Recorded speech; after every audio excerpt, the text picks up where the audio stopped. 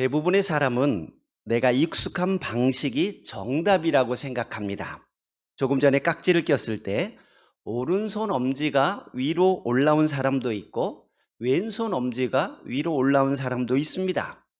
그런데 내가 평상시 하던 습관과 다른 모습을 하면 어딘가 모르게 불편하고 어색합니다.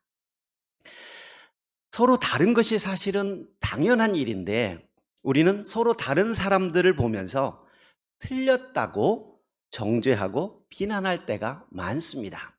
우리가 흔히 옷 입은 옷을 보면서도 색깔이 서로 다르면 우리는 옷 색깔이 다르구나라고 표현해야 되는데 옷 색깔이 틀리네 라고 말할 때가 있습니다. 은연중에 나와 다른 것이 틀렸다라고 평가해 버리는 거지요. 오늘 본문의 사건은 누가복음에만 기록되어 있는 사건입니다. 예수께서 한 마을에 들어가셨습니다. 오늘 본문에는 한 마을이라고 기록되어 있지만 요한복음 11장에는 이 마을이 베단이라고 기록되어 있습니다. 베다니는 예루살렘 동쪽으로 3km 정도에 있는 산기슭에 자리 잡은 마을입니다. 예수님께서 이제 십자가를 지기 위해 예루살렘으로 들어가시는 그 과정 속에 있는 마을이 베다니입니다. 이때 마르다라 이름하는 한 여자가 예수님을 자기 집으로 영접하였습니다. 당시 예수님은 혼자 다니시지 않았고 주변에는 12명의 제자들이 함께하고 있었습니다.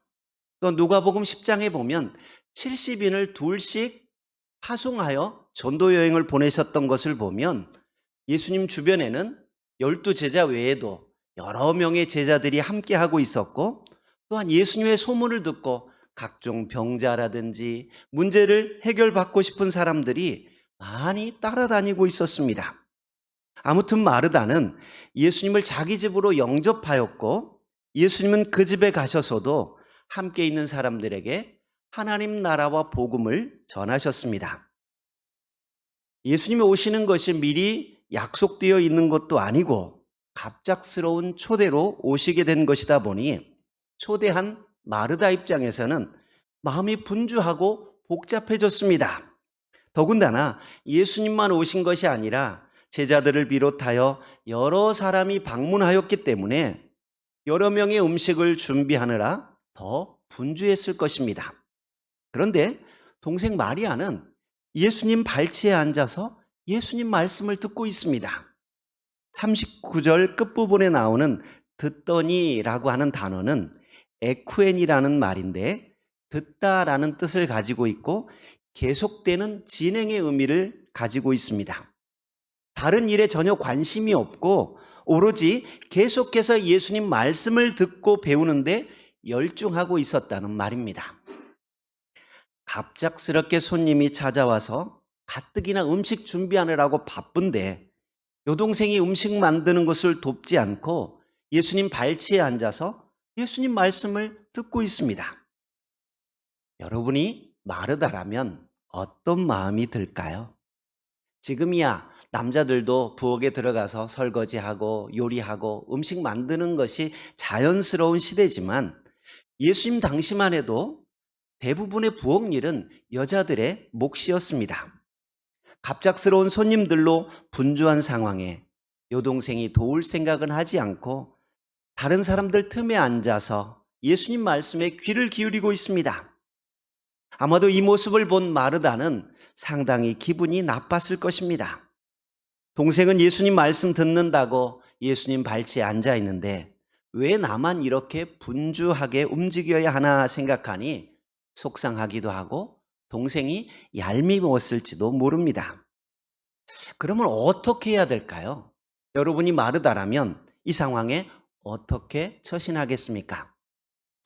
예수님이 말씀을 전하고 계시니까 사실 동생의 도움이 필요하면 조용히 마리아에게 가서 나 좀 도와라 라고 말해야 정상입니다. 그런데 40절 보니까 마르다는 준비하는 일이 많아 마음이 분주한지라 예수께 나아가 이르되 주여 내 동생이 나 혼자 일하게 두는 것을 생각하지 아니하시나이까 그를 명하사 나를 도와주라 하소서. 마리아에게 가서 도와달라고 말을 해야 정상적인 상황인데 이 마르다는 예수님에게 찾아갑니다. 그리고 예수님, 저 혼자 분주한 게 안 보이십니까? 마리아에게 나 좀 도와주라고 말씀하십시오 라고 말합니다. 마치 마르다와 마리아가 서로 말 안 하고 살고 한 집에 있으면서도 엄마, 야, 니네 아빠한테 빨리 밥 먹으라고 전해라. 엄마, 알았다고 말해. 엄마한테 빨리 알았다고 말해라. 하면서 왜 서로 싸우고 있는데 중간에 애들이 껴서 불편한 상황처럼 마리아에게 직접 이야기해도 될 텐데 굳이 예수님에게 찾아와서 마리아 좀 보내라고 하십시오 라고 말하고 있는 겁니다. 이 상황 속에서 우리가 상상해 볼 수 있는 것은 바쁜 와중에도 자신을 돕지 않는 마리아에 대한 원망의 마음도 있지만 사실 이러한 사실을 알고도 침묵하시는 예수님께 대한 원망의 마음이 담겨 있다는 것을 발견할 수 있습니다. 그리고 자신이 이렇게 식사 준비하고 있고 보이지 않는 곳에서 열심히 일하고 있음을 알리고 싶었는지도 모릅니다. 이때 주님은 마르다에게 말씀하십니다. 주님은 마르다야, 마르다야 라고 하시며 이중혹격을 사용해서 부르십니다. 성경에서 이처럼 이름을 반복해서 부르는 경우는 누군가에게 특별한 관심과 애정이 담겨 있는 표현입니다. 시몬아, 시몬아 라는 표현이나 사울아, 사울아 내가 어찌하여 나를 박해하느냐 라고 할 때도 똑같이 같은 이름을 두 번 부르고 있습니다. 이처럼 다정하게 부르시는 것은 음식을 준비하느라 애쓰는 마르다를 향해 안타까운 마음으로 그를 부르신 것입니다. 그리고 내가 많은 일로 염려하고 근심하나 몇 가지만 하든지 혹은 한 가지만이라도 족하니라. 마리아는 이 좋은 편을 택하였으니 빼앗기지 아니하리라 라고 말씀하십니다. 예수님은 마르다의 요청대로 마리아에게 마르다를 도와달라고 말씀하지 않으셨습니다. 오히려 마르다에게 내가 많은 일로 근심하나 몇 가지만 하든지 혹은 한 가지만이라도 괜찮다라고 말씀하십니다. 마리아는 좋은 편을 선택했으니 빼앗기지 아니할 것이라고 말씀하십니다. 사실 마르다가 음식을 준비하는 일, 하찮은 일이 아닙니다. 예수님과 제자들을 대접하는 일이 얼마나 중요한 일입니까? 그런데 주님은 마리아가 선택한 일이 좋은 편을 선택했다라고 말씀하십니다. 마르다는 예수님을 대접한다고 예수님을 초청했지만 동생을 향하여 불평하고 예수님을 불편하게 만들어 버렸습니다. 마르다는 예수님이 41절에 말씀하신 것처럼 많은 일로 염려하고 근심하고 있었습니다. 주님을 위해 일하면서 염려하고 근심하고 있습니다. 주님은 수고하고 무거운 짐진 자들을 초청하시고 참다운 쉼을 약속해 주셨습니다. 그런데 많은 사람이 신앙생활 한다고 하면서 교회 일 때문에 지치고 힘들어하고 염려하고 근심합니다. 마르다는 왜 염려하고 근심하게 되었을까요? 가장 먼저 마르다는 너무 잘하려고 하는 부담감 때문에 염려하고 근심하게 되었습니다. 마르다는 예수님을 초대하고 잘 대접하고 싶었습니다. 이것저것 많은 것을 대접하고 싶었던 모양입니다. 마음속에서 분주하고 생각이 많습니다. 잘하고 싶은 부담감이 있으면 염려하고 근심할 수밖에 없습니다. 우리가 교회 일을 맡을 때에도 성실하게 감당하고 최선을 다해 감당해야 합니다. 학교 일이나 회사 일이나 가정 일도 마찬가지입니다. 내가 할 수 있는 대로 최선을 다해 감당하는 것이 바람직한 자세입니다. 그러나 주님은 많은 일로 염려하는 마르다에게 몇 가지만 하든지 혹은 한 가지만이라도 족하다고 말씀하십니다. 최선을 다하는 것 필요하지만 너무 잘하려고 하는 마음 때문에 부담감을 갖고 염려하고 근심하지 말라는 것입니다. 최선을 다하는 것은 필요한 일입니다. 그러나 너무 많이 하려는 마음 때문에 부담을 갖고 시험에 드는 경우가 많습니다. 교회 봉사도 마찬가지입니다. 내가 할 수 있는 한도 내에서 최선을 다하면 됩니다. 그러나 너무 잘하려고 하는 부담감이 있으면 염려하고 근심할 수밖에 없습니다. 주님이 원하시는 것은 많은 것이 아니었습니다. 몇 가지만도 괜찮다. 아니, 한 가지만이라도 괜찮다라고 말씀하십니다. 우리는 교회에 봉사할 때 최선을 다해 감당해야 합니다. 그러나 주님이 원하시는 것은 주님의 일을 한다고 하면서 우리가 염려하고 근심하며 불평하는 것을 원치 않습니다. 내가 할 수 있는 한도 내에서 최선을 다한다면 그것이 하나님을 기쁘시게 하는 일입니다. 두 번째로 마르다가 주님을 위해 봉사하면서 불평하게 되었던 것은 마리아를 보았기 때문입니다. 자신이 준비하는 일이 많아 분주하였습니다. 그런데 마르다는 분주하고 열심히 일하고 있었지만 동생 마리아는 예수님의 발치에 앉아 그의 말씀을 듣고 있습니다. 마르다가 볼 때는 마리아가 한없이 게으르고 뺀질거리는 사람으로 보였을 것입니다. 자기 마음과 같지 않은 마리아를 보면서 불평의 마음이 생기게 되었습니다. 우리는 우리가 하는 일이 많아서 불평하기보다 일하지 않는 다른 사람을 보기 때문에 불평하는 것입니다. 모두가 굶고 있으면 불평하지 않습니다. 그런데 나만 굶고 있다고 생각하니까 불평하는 것입니다. 우리는 내가 맡은 사명을 묵묵히 감당하면 되는데 끊임없이 다른 사람을 바라보고 다른 사람과 비교합니다.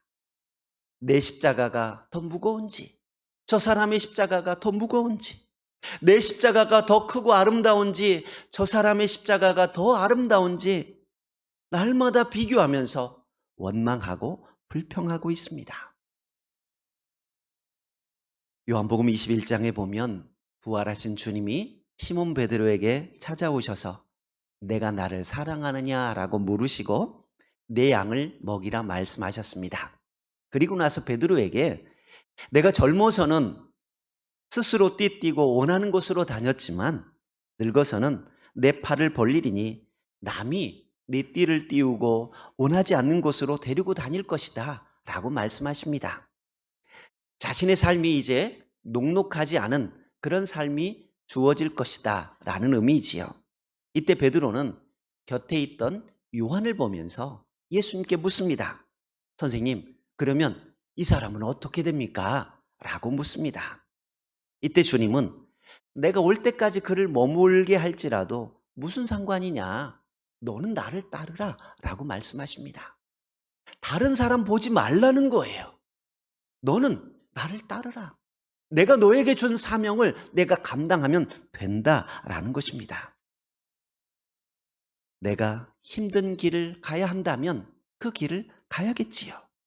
그런데 우리는 다른 사람들이 궁금하고 다른 사람들은 어찌 지내나 늘 다른 사람을 쳐다보며 비교합니다. 다른 사람을 보기 시작하면 불평이 나올 수밖에 없습니다. 그래서 주님은 다른 사람 상관하지 말고 너는 나를 따르라 라고 말씀하십니다. 여러분, 내가 봉사할 수 있다는 것 감사한 일입니다.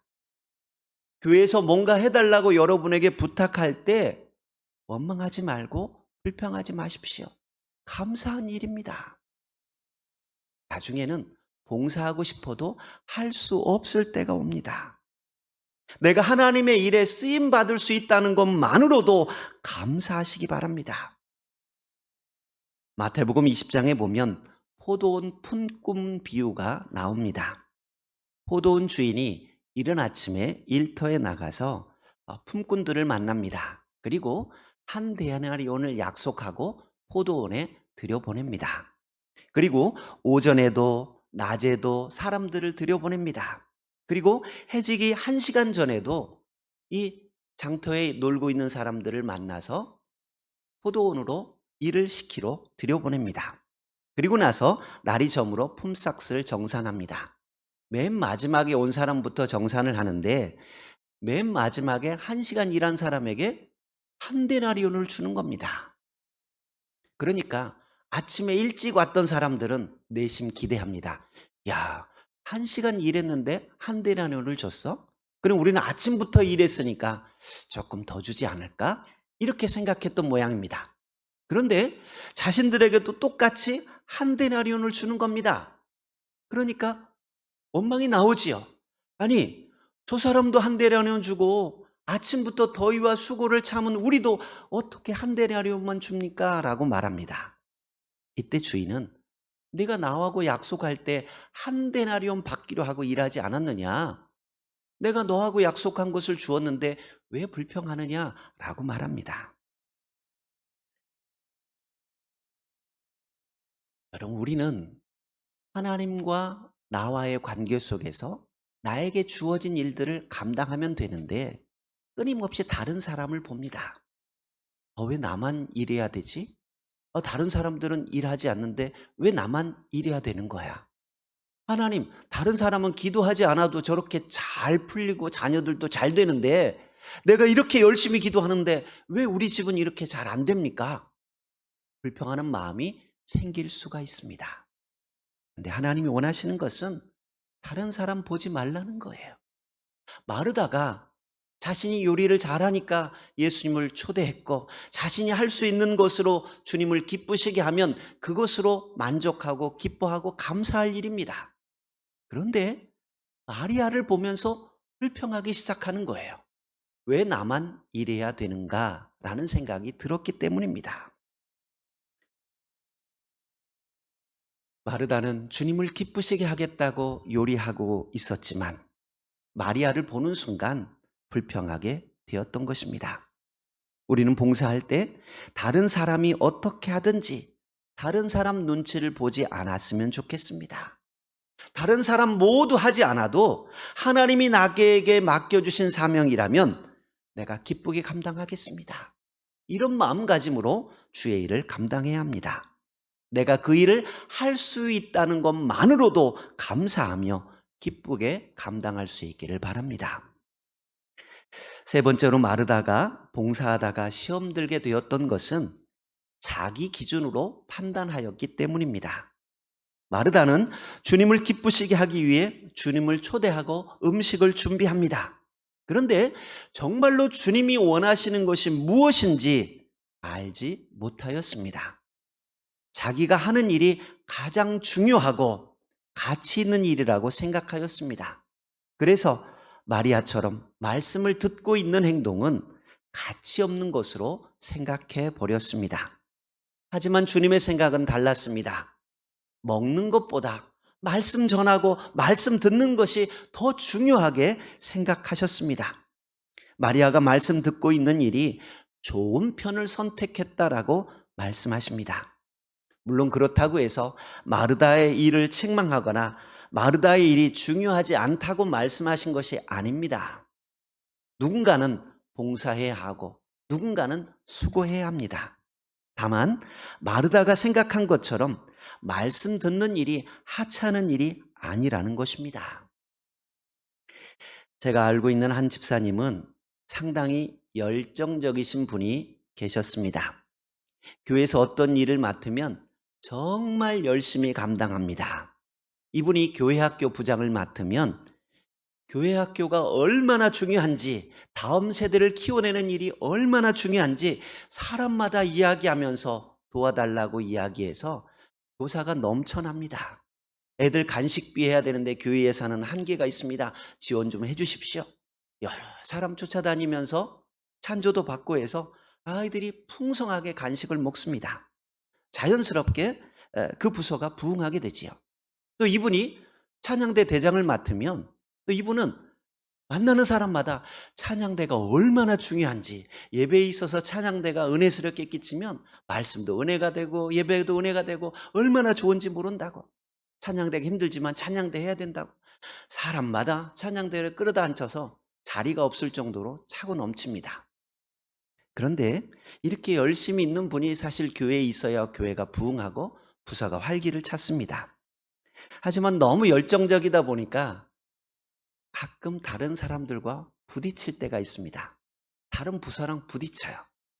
아니, 유년부는 차고 넘치는데 또 소년부나 초등부나 이런 데는 지금 교사가 없어서 난리인데 자기 부서가 사람이 충분한데도 더 끌어와요. 막 끌어다 앉혀놓으니까 당연히 다른 부서와 마찰이 있을 수밖에 없지요.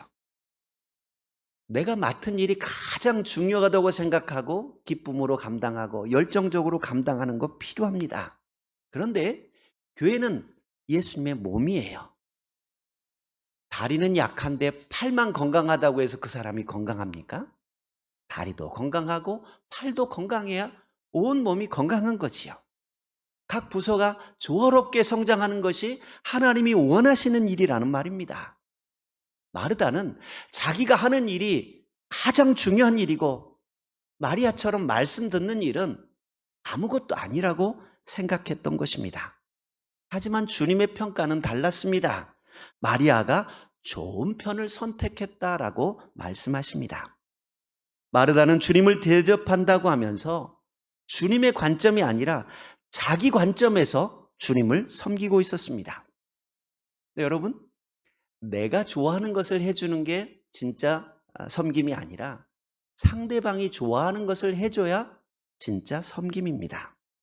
게리 체프먼이 쓴 사랑의 5가지 언어라는 책이 있습니다. 결혼한 부부들이 꼭 읽어보아야 할 책이고 아마 가족들과의 관계 속에서도 한 번쯤 읽어볼 만한 책입니다. 사람들은 누구나 자신만의 사랑의 언어가 있다고 이야기합니다. 인정하는 말, 함께하는 시간, 선물, 봉사, 스킨십 이런 5가지의 사랑의 언어들이 있는데 어떤 사람은 인정하는 말을 들을 때 사랑을 받는다고 느낀답니다. 날마다 사랑합니다, 좋아합니다, 예쁘네요 이런 말을 들어야 내가 사랑받고 있는 존재라고 깨닫는다는 거지요. 또 어떤 사람은 함께 있어줄 때 사랑받는다고 느끼는 거예요. 아플 때 그냥 있어주기만 해도 나는 사랑받고 있구나. 집에서 아무것도 안 하면서도 그냥 같이 있어주는 것만으로도 나는 사랑받고 있어 라고 생각한다는 거예요. 또 어떤 사람은 선물을 받을 때 사랑받는다고 느낀답니다. 별거 아니래도 꽃이라도 하나씩 사들고 오고 뭐 작은 머리핀이라도 하나씩 사와야 나는 사랑받고 있구나 라고 느끼는 거지요. 또 어떤 사람은 실질적인 도움을 받을 때 사랑받는다고 느낀다고 합니다. 또 어떤 사람은 자꾸 안아주거나 만져주거나 토닥거려주거나 그럴 때 사랑을 느낀다는 거예요. 서로 사랑을 느끼는 언어가 다르다고 말합니다. 인정받고 칭찬받고 사랑한다는 말을 들어야 행복한 사람이 있는데 이 사람에게 그 말은 하나도 안 하고 막 아무리 비싼 선물을 사줘봐야 이 사람은 불행하게 느끼는 거예요. 나는 사랑받지 못하는구나 라고 생각한다고 합니다. 눈에 보이는 선물이 의미 있다고 생각하는 사람이 있는데 맨날 선물은 안 사주고 손만 붙잡고 사랑한다고 뽀뽀나 하고 있으면 싫어하는 거죠. 나는 사랑받지 못한다고 느끼는 거예요.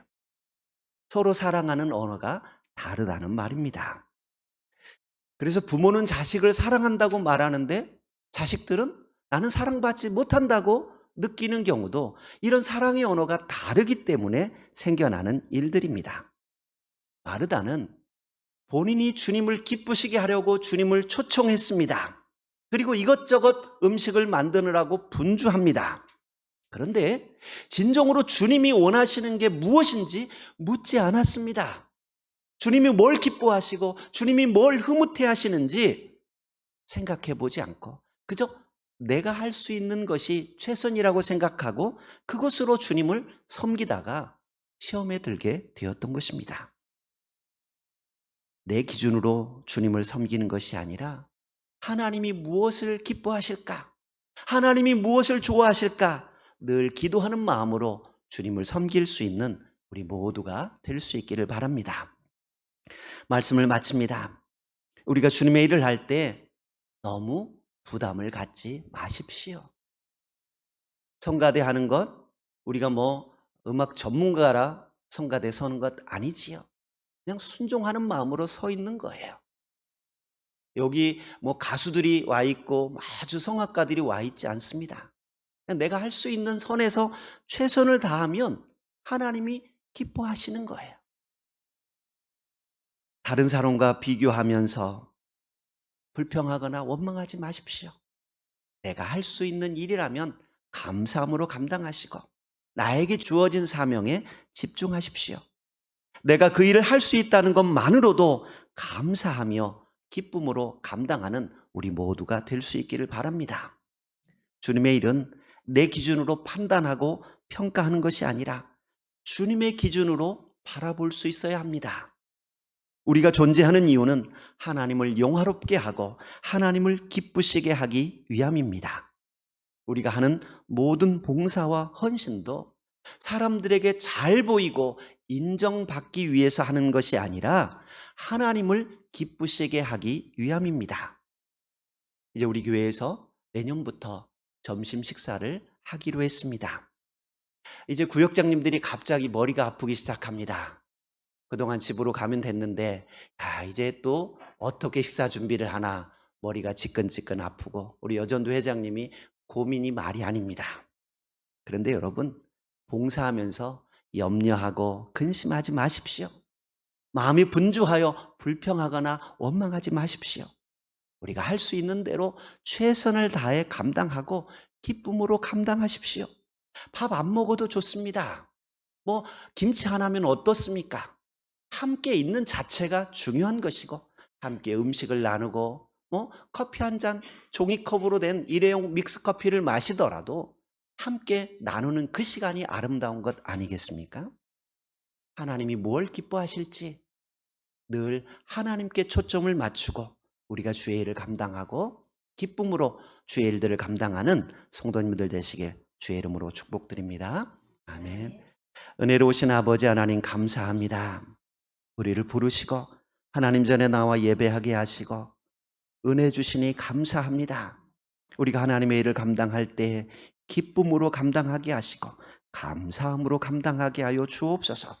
다른 사람들과 비교하며 원망하고 불평하지 않게 하시고 나에게 주어진 사명 기쁨으로 감당하는 믿음의 성도들 다 되게 하옵소서.